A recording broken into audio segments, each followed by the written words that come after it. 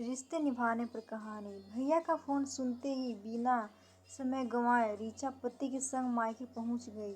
Mummy की सबसे लाडली बेटी थी वो, इसीलिए अचानक माँ की गंभीर हालत को देखकर रेखा की आंखों से आंसू की झड़ी लग गई। माँ को अपने हाथ में लेकर वह सुबकते हुए बस इतना कहा पाई, रीचा, रिश्ता निभाने पर कहानी। बेटी की आवाज कानों में पड़ते ही माँ ने धीरे से आंखें खोल दी।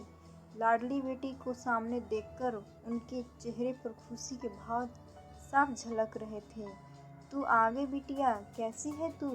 देख मेरा अब जाने का वक्त आ गया है, बस तुझसे एक ही बात कहनी थी बेटा।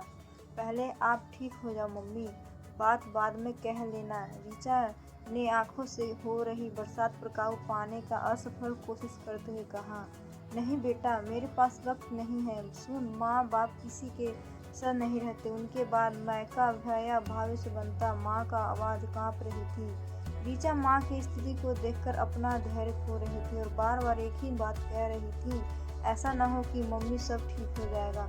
माँ ने अपनी सारी सांसों को बटोर कर फिर बोलने की हिम्मत जुटाई, मैं तुझे एक ही सीख देकर जा रही हूँ बेटा, मेरे बाद भी रिश्तों की खुशबू यूं ही बनाए रखना। भैया भाइयों के प्यार को कभी लेन देन की तराजू मत तोड़ना बेटा, मान को तो तूफान बहुत होता है। माँ ने जैसे तैसे मन की बात बेटी के सामने रख दी। शरीर में इतना बोलने की ताकत न थी तो उनकी सांसें घुटने लगी। हाँ मम्मा, अब आप निश्चित रहो, हमेशा ऐसा ही होगा। अब आप शांत हो जाओ, देखो आपसे बोला भी नहीं जा रहा। रेखा ने माँ को भरोसा दिलाया और टेबल पर रखे जग से पानी लेकर माँ को पिलाने के लिए जैसे ही पलटी तब माँ की आंखें बंद हो चुकी थी। उनके चेहरे पर असीम शांति थी, मानो उनके मन की बोझ हल्का हो गया था।